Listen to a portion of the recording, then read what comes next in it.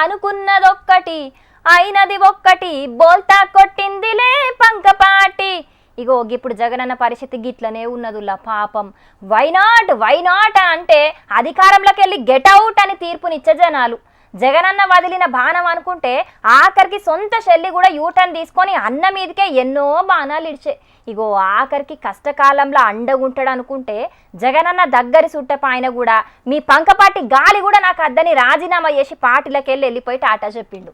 Betting star Balineni Srinivas Reddy sir పంకపాటికి రాజీనామా చేసిండుల్లో బాలినేని సారు పంకపాటి నిడిచిపెట్టి పోతుండని ఈ నడమ బగ్గనే వార్తలు చక్కర్లు కొట్టినాయి. నేనెళ్లిపోతా అని ఈ నడమ బాలినేని సారు జగనన్నను కలిసినా కూడా అద్దు పోవద్దనే బగ్గనే బుద్రకిచ్చిండట జగనన్న. అయినా కూడా పోవుడే అని డిసైడ్ అయినట్టున్నాడు బాలినేని సారు. అవసరమైతే జిల్లా ఇన్ఛార్జ్ ఉండమని చెప్పినా ఇన్లేదట.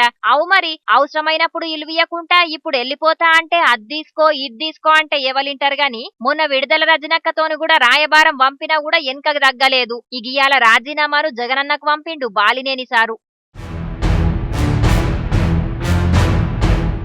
కొన్ని కారణాలు చేయబట్టి రాజీనామా చేస్తున్నా. 5 సార్లు ఎమ్మెల్యేగా 2 సార్లు మంత్రిగా చేసినందుకు గర్వంగున్నా. నేను జగన్ కు సుట్టరికం అయినా కూడా పార్టీలో ఏ తప్పులు జరిగినా మొహమాటం లేకుండా అడ్డం పడ్డా. ఎందుకంటే రాజకీయాలే సుట్టరికమే అని రాసుకొచ్చిండు. అయితే అప్పట్ల మంత్రివర్గ విస్తరణప్పుడు జగనన్న బాలినేని సారును పక్కకు పెట్టే వరకు బగ్గనే హట్ అయినట్టున్నాడు. అదీగాక ఒంగోలు ఎంపీ సీటును సిట్టింగ్ ఇయ్యమంటే జగనాన్ని ఇయ్యలేదు. అదీగాక మొన్న ఎలక్షన్లప్పుడు ఈవీఎంల గోల్మాల్ జరిగి బాలినేని సారు కొట్లాడితే పార్టీ నుంచి సపోర్ట్ చేయలేదట. ఇవన్నీ కారణాలతోని బాలినేని సారు పంకపాటికి బాయ్ చెప్పిండని అంటున్నారు అందరూ. ఇక రేపు జనసేన పవన్ కళ్యాణ్ సార్ను కలుస్తాడట. మరి కలిసి జనసేన పార్టీల షేరికైతాడో లేకపోతే కూటమిలున్న ఇంకే పార్టీలైనా షేరికైతాడో గాని మరి బెట్టింగ్ స్టార్ ఏ పార్టీల షేరికైతాడనే ముచ్చట మీద ఇయాల్టి సంధి సారు మీద ఎన్ని బెట్టింగులు నడుస్తాయో పోన్రి.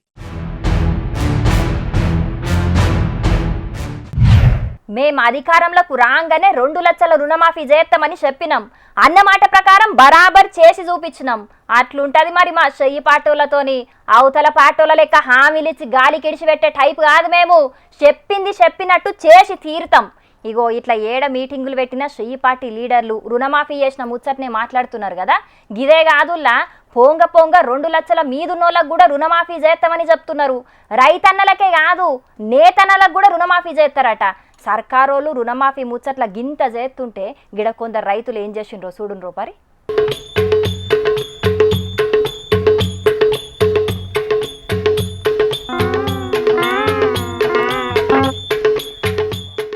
అగో గీ స్మార్ట్ ఫోన్ల కాలంలో గీలందరూ పోస్ట్ బాక్స్ కాడ లైన్లు కట్టిండ్రేంది అని చూస్తున్నారా. వీళ్ళందరూ మంచిర్యాల జిల్లా నెన్నెల మండలంలుండే రైతులు. వీళ్లకు 2 లక్షల రుణమాఫీ కాలేదట. ఆఫీసర్లను అడిగితే ఏందేందో చెప్తున్నారట. గందుకే చెయ్యి పాటోలు మాకు రుణమాఫీ చేస్తామని మేనిఫెస్టోలో పెట్టి మాతోని ఓట్లేపించుకున్నారు గాని మాకు రుణమాఫీ చెయ్యలేదు. జర మాకు రుణమాఫీ అయ్యేటట్టు చూడుండ్రి సారు అని 300 మంది రైతులు తెలంగాణ గవర్నర్ కు ఉత్తరాలు రాసి పంపిర్రు. గీలే కాదు ఇగో సిద్దిపేట జిల్లా మిరుదొడ్డి మండల కేంద్రంలో ఉన్న ఎంఆర్ఓ ఆఫీస్ ముంగట ధర్నా చేసిండ్రు రుణమాఫీ గాని రైతులంతా. ఇక రైతుల ధర్నాకు బీఆర్ఎస్ పార్టోళ్లు మద్దతిచ్చి గిట్ల మాట్లాడకచ్చిండ్రు.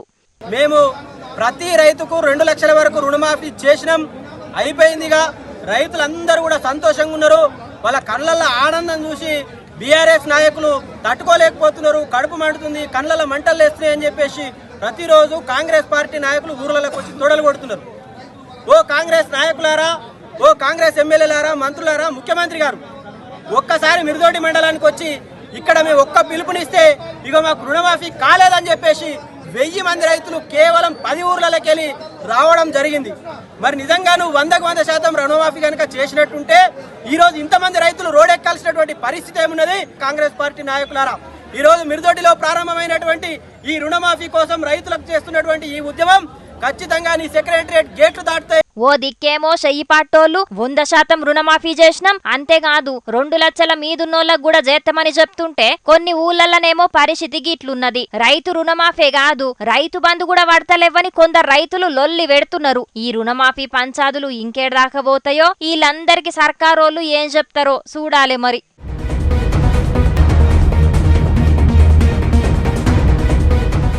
ప్రతి రైతుకు 2 లక్షల రుణమాఫీ వెంటనే విడుదల చేయాలి. ప్రతి రైతుకు 2 లక్షల రుణమాఫీ వెంటనే.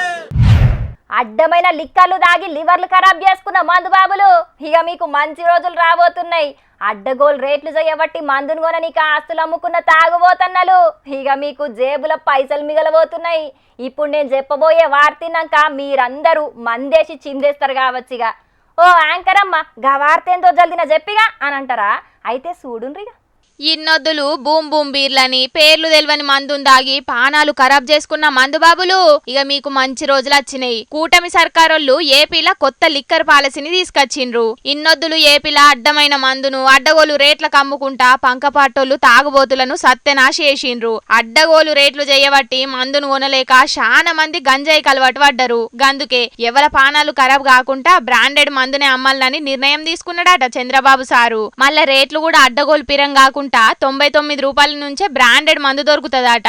అక్టోబర్ 1 తారీఖు నుంచి కొత్త మద్యం పాలసీని అందుబాటులోకి తీసుకొస్తారట. ఇక గీత కార్మికులకు 10% వైన్స్ షాపులు ఇస్తారట. ఇక గిదే కాదుల్లో భోగాపురం ఎయిర్పోర్టుకు అల్లూరి సీతారామరాజు పేరు పెట్టాలని డిసైడ్ చేసిండ్రు. జగనన్న తీసుకొచ్చిన వాలంటీర్ వ్యవస్థ టైం ఒడిచిపోయింది కాబట్టి ఇక ఇప్పుడు వాళ్ళను వేరే శాఖలకు తీసుకుపోయే ఆలోచనలు చేస్తున్నారట సర్కారోళ్ళు. పబ్లిక్ ఆరోగ్యానికి సంబంధించి కొత్త పథకాలు, పోలవరం ప్రాజెక్టు కంప్లీట్ చేసే ఆలోచనలు, హోం శాఖల కొత్త కార్పొరేషన్ ఏర్పాటు గిట్లా ఇంకెన్ని నిర్ణయాలు కూడా తీసుకున్నారట ఏపీ కేబినెట్ మీటింగ్ లా. మరి ఇక సీఎం చంద్రబాబు సార్ తీసుకున్న నిర్ణయాలతోని ఏపీ ఏ తీరుగా అభివృద్ధి అవుతుందో చూడాలిగా. నిన్న మొత్తం ట్యాంక్ బండ్ మీద తిరిగిండు కదా మా ముసలోడు. ఇక కాలు గుంజుతున్నాయి, శాతం అయితే లేదని ఇవాళ కొలుకు గుండుతున్న పెట్టిండు. మరి మా చెల్లె వెన్నెలన్న ఏమన్నా వార్త తీసుకొస్తుందో లేదో పిలుద్దాం పాండ్రి. ఓ వెన్నెల ఏడున్నవే? అగు చూసిండ్రా, వార్తలు తీసుకొస్తుందేమో అనుకుంటే రీల్స్ చేసుకుంటా కథలు పడుతుంది. గణపతులను నిమజ్జనం చేసినట్టు దీని ఫోను కూడా హుస్సేన్ సాగల నిమజ్జనం చేస్తే గానీ దీనికి బుద్ధి వచ్చేటట్టు లేదు. ఓ పోరి, రీల్స్ చేసుకుంటూనే ఉంటావా పొద్దంతా? ఇక వార్త పట్టుకరావా? నువ్వు వస్తానంటే నేనొద్దంటానా, నువ్వు వస్తానంటే నేనొద్దంటానా, తడికిడ తడికిడతా. అబ్బా ఏం చేస్త్రీ అబ్బా ఏందక్క నువ్వు? నిన్న ట్యాంక్ బండ్ మొత్తం తిరిగి తిరిగి కాళ్ళన్నీ నొప్పులు పెట్టినాయి. అయినా నేను ఆఫీస్కి రానని ఇన్స్టాగ్రామ్ లో మెసేజ్ కూడా పెట్టినా కదా, చూసుకోలేదా నువ్వు? మళ్ళా కెమెరా పంపించినావు. అసలు ఏమనుకుంటున్నారా మీరు? నాకు పానం శాతం అయితే లేదు బుజ్జి అని ఓ దిక్కు ముసలోడు సెలవు తీసుకున్నాడు. నువ్వేమో ఓ దిక్కు రీల్స్ చేసుకుంటా కాలు గుంజుతున్నాయి అంటున్నావు. ట్యాంక్ బండ్ మీదకి మీరే పోయిండ్రిగా. నేను నిన్న పొద్దుగాల పోయి మళ్ళా ఆఫీస్కి వచ్చి పని చేసి మళ్ళా ఇలా కొలువుకు రాలేదా? సుఖం ఎక్కువైతే ముఖం గడగా తీరాలట. రాన్ పని దొంగలు మోపైతున్నారు మీరు. అబ్బో ఏసులో కూర్చొని శిల్క పలుకులు ఎన్నైనా పలుకుతావు గాని వార్త ఏం దేవాలనో చెప్పిగా. నీతో నీ ఒర్రే బదులు గా వార్త తెచ్చింది నయం. గా నూనె ప్యాకెట్ల ధరలు బాగా పెరిగినాయట. కిరాణా దుకాణంలోకి పోయి నూనె రేట్ ఎంతున్నదో అరుచుకరాపో. అయ్యో పిచ్చక్క, దానికి దుఃఖం దాకా పోవాలనా? నువ్వు ఒక్క నిమిషం ఆగక్క. అదిరింది కదా speech. Hello Google, how is oil packet ధర టుడే? Wow congrats. ఇదేంది ఏం చెప్తలేదు? ఎట్లా అడుగుదాం? ఒక్క నిమిషం ఆగక్క, హిందీలో అడుగుదాం. అక్క ఆయిల్ ప్యాకెట్ ను హిందీలో ఏమంటారు అక్క? హలో గూగుల్, తేల్ ప్యాకెట్ ధర కితనే హై? ఇదేంది ఏం చెప్తలేదు? ఓసేయ్, నువ్వు హిందీ ఇంగ్లీష్ మాట్లాడకే. నాకు నిజంగానే పెయి మీద తేళ్లు జర్రలు వారినట్టే ఉన్నది.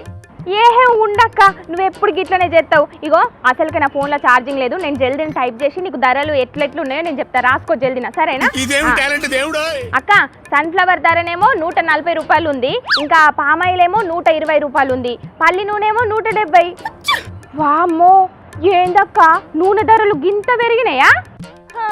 ఎన్నడన్నా నూనె ప్యాకెట్ కొనుకొచ్చి గంట తిప్పితేనేమో దేని ధర ఎంతున్నదో తెలుస్తుండే. ఎప్పుడు చూడు ఆన్లైన్ లో ఆర్డర్ పెట్టుడేనాయే, లేకపోతే మంది టిఫిన్ డబ్బాలు అడుక్కుండేనాయే. రామా, పోయిన జన్మలో నువ్వు నాకు అత్తవా ఏందక్క? ఎప్పుడు చూడు నన్ను ఆడిపోసుకుంటుంటావు. నన్ను తిట్టని నీకు పొద్దు పోదా అక్క? సరే గాని ఉన్నట్టుండి గింతగానం నూనె ప్యాకెట్ల ధరలు ఎందుకు పెరిగినాయో గజెప్పు ముందుగాల. నూనె ధరలు పెరగలేదే, రైతులకు మేలు కావాలని పామాయిల్, సోయాబీన్, సన్ఫ్లవర్ మీద దిగుమతి సుంకాన్ని 20% పెంచింది కేంద్రం. నీ తెలివి తెల్లారినట్టే ఉందక్క. ఓ పక్క కేంద్రం దిగుమతి సుంకాన్ని పెంచిందంటావు, మళ్ళా నూనె ధరలు నువ్వే పెరగలేదంటావు. ఏందక్క నువ్వు? దిగుమతి సుంకాన్ని పెంచితే నూనె ధరలు పెరుగుతాయి కదా. అది కాదే, ఇంతకు మునుపు తక్కువ దిగుమతి సుంకం ఉన్నప్పుడు తీసుకున్న నూనె మస్తు స్టాక్ ఉన్నదట. దగ్గర 30 లక్షల టన్నుల స్టాక్ ఉన్నదట. ఈ స్టాకు 2 నెలల దాకా సరిపోతుంది. గప్పటిదాకా ఎవరు నూనె రేట్లు పెంచొద్దని కేంద్రం చెప్పింది. కానీ దుకాణాలలో అమ్మేటోళ్ళు ఊరుకుంటారా? ఎట్లాగో దిగుమతి సుంకం పెరిగింది కదా అని ఇప్పటి సందే నూనె ధరలు పిరానికి అమ్ముతున్నారట. ఆగో గట్లెట్లా అమ్ముతారక్క? పాత స్టాక్ ఉన్నది పాత ధరకే అమ్మాలే కదా, మళ్ళీ గిదేం పద్ధతి అన్నట్టు? ఏం చేస్తామే, దంద చేసేటోళ్ళ కథనే గట్లుంటది. అసలుకి దీపావళి, బతుకమ్మ, దసరా పండుగ ఉన్నది కదా అక్క. ఈ పండుగకైతే మనందరం మంచిగా పూరీలు, అప్పాలని తీరు పిండి వంటకాలు అన్నీ వేసుకుంటామాయే. ఉన్నట్టుండి గింతగానం ధరలు పెరిగితే ఏం తినాలి, ఎట్లా బతకాలి అక్క? ధరలు పెరిగినాయి అని తినకుంటూ ఉంటామే, ఏదో ఉన్న దాంట్లో చదువుకోవాలి. చదువుకుంటాం. సెంటర్ సర్కార్ వాళ్ళే చెప్పిండ్రు కదా అక్క, 2 నెలల దాకా స్టాక్ ఉన్నది సరిపడా, ఇంకా నూనె ధరలు పెంచొద్దు అని. దుక్నపోళ్ళు ఎక్కువ రేటుకి అమ్ముకుంటే వాళ్ళ మీద ఆఫీసర్లు చర్యలు తీసుకోవాలి, వాళ్ళ మీద కేసులు కూడా పెట్టాలి. గల్లీకి 10 కిరాణా దుకాణాలు ఉంటాయి. ఎంతమందిని చెకింగ్ చేస్తారు? ఎందరి మీద కేసులు పెడతారు చెప్పు? ఎన్ని కేసులు పెట్టినా అమ్మేటోళ్ళు అమ్ముతూనే ఉంటారు. నీ అవ్వ ఏం వంటలు చేయాలన్నా గా నూనెతోనే పని అక్క. అక్క ఒక పని చేద్దామా, గా కేరళ లెక్క వంటలన్నీ కొబ్బరి నూనెతోనే చేద్దామా అక్క, మంచిగా గీ ధరలు తగ్గేదాకా? చారాన కూరకు బారాన మసాలా లెక్క కొబ్బరి నూనె ధర ఏమైనా తక్కువ ఉన్నదానే? నువ్వు నీ బిత్తిరి ఆలోచనలు కానీ. అవు కదక్క. అక్క నాకు ఒక సూపర్ ఐడియా వచ్చిందక్క. ఏంటంటే ఇంకా పండగకి కూడా చాలా దినాల టైం ఉన్నది కదా, మంచిగా పార్సిల్ బయట నుండి ఆ పూరీలు, మిర్చి బజ్జీలు, ఇంకా బోండలక్క, వడలు కూడా ఇవన్నీ తెచ్చి విండినాం అనుకో, మంచిగా పండగకు సరిపడా మస్తు నూనె వెళ్తుంది అక్క. ఒక నెల రోజులు పార్సిల్ గిట్టని తెచ్చుకొని మంచిగా నూనె విండిన అనుకో, పండుగ మంద నూనె వెళ్తుంది కదా అక్క. ఓ అన్నలు కెమెరా బంద్ చేయండి. మా మెదడు తక్కువది ఏమేమో చెప్పినా మెదడు తింటుంది. అయ్యో ఏదో ఫ్రీగా నూనె వస్తుంది కదా అని చెప్పిన దానికి గింత సినిమా చేయబడుతుంది అక్క. ఇక నీవు కర్మ వార్తలు చదువుకపో, నేను రీల్స్ చేసుకుంటా. నిన్ను కాదే, రీల్స్ పిచ్చడానికి కోలువిచ్చిండు చూడు, మొదలు మన హెచ్ఓడి నానాలే. సరే నేను ఉంటా గనక నువ్వు పోయి నీ కర్మ వార్తలు చదువుకపో. ఎప్పుడు చూడు ఏదో ఒకటి నన్ను అనుకుంటూనే ఉంటావు. నేను మంచి రీల్ చేస్తా. హాయ్ ఫ్రెండ్స్, నూనె ధరలు బాగా పెరిగినాయి ఫ్రెండ్స్. నూనె లేకుండా అంటే ఈ నూనె లేకుండా వంటలు ఎట్లా చేయాలనో చిట్కాలు ఏమన్నా ఉంటే చెప్పుండి ఫ్రెండ్స్. కాదు కామెంట్లో పెట్టుండి ఫ్రెండ్స్. Bye friends, tata. చూసిండ్రా నువ్వు పబ్లిక్, నూనెను పొయ్యి మీద పెట్టక ముందే సలసల మసులుతుంది అడ్డగోలు రేట్లతోని. ఓ దిక్కు కేంద్రం నూనె ధరలు పెంచొద్దని చెప్పినా కూడా చాలా మంది దుక్నపోళ్ళు నూనె ధరలను అడ్డగోలు పెంచేసిండ్రట. ఇంకో ముచ్చట ఏంటంటే ఉప్పులు పప్పుల రేట్లు అడ్డగోలు పెరుగుట్లా మన తెలంగాణనే టాప్ ఉన్నదట. మొత్తానికి బంగారు తెలంగాణలో నిత్యావసర సరుకుల ధరలు కూడా బంగారం లెక్కనే బగ్గు అంటున్నాయి. పోన్రి, ఇంక ఈ ముచ్చట్లే కాదు, లిల్లీపుట్ ముచ్చట్లు కూడా మీకోసం ఎదురు చూస్తున్నాయి. మరి అవి కూడా చూసారుగా. గణపతి నిమజ్జనాల పేరు మీద పట్నం రోడ్లన్నీ చెదారంతో నిండిపోయినాయి. ఏ గల్లీలో చూసినా నీళ్ల ప్యాకెట్ కవర్లు, ప్లాస్టిక్ బాటళ్లు, పులిహోర పొట్లాల వరకులన్నీ ఏడబడితే ఆన్నే పడేసి ఆగమాగం చేసిండ్రు గిట్లా. ఇక వాటిని సాఫ్ చేయనీకి జీహెచ్ఎంసోళ్ళు మస్తు తిప్పలు పడుతున్నారు. పోన్రి, రోడ్లు మొత్తం సాఫ్ చేయనీకి నిన్నటి సందే పొద్దు మాపు చేస్తున్నారట. నిమజ్జనాల పేరు మీద మొత్తం 12,500 మంది స్పెషల్ డ్యూటీలు చేసుకుంటా రోడ్లన్నీ క్లీనింగ్ చేస్తున్నారట గిట్లా.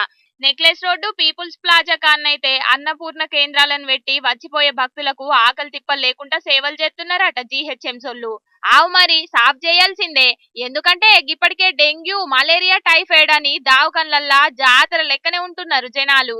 ఇక మల్లగి చెత్తతోని దోమలు, ఈగలు మెట్టబెట్టి ఇండ్ల మీద పడనంటే ఏం లేదు. ఇక పేషెంట్ల కోసం ఉన్న దావకన్లు కూడా జాలయి.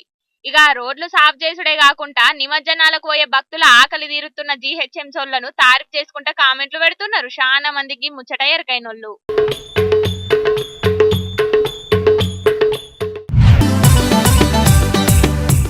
ఆగు, ఈ పిల్లగాన్లు చూసిండ్రా గణపతిని ఎట్లా నిమజ్జనం చేస్తున్నారో? నవరాత్రులు భక్తులు చేసే పూజలు అందుకున్న బాల గణపతిని వెరైటీగా డ్రోన్ సాయంతో తీసుకుపోయి నీళ్లలో నిమజ్జనం చేసిండ్రు. తూర్పు గోదావరి జిల్లా కడియపు లంకల జరిగింది ఇది. అయితే ఆడున్న గీ పిల్లగాన్లందరూ కలిసి మంచిగా మండపంలో గణపతిని పెట్టుకొని 9 ఒత్తులు పూజలు చేసిండ్రట.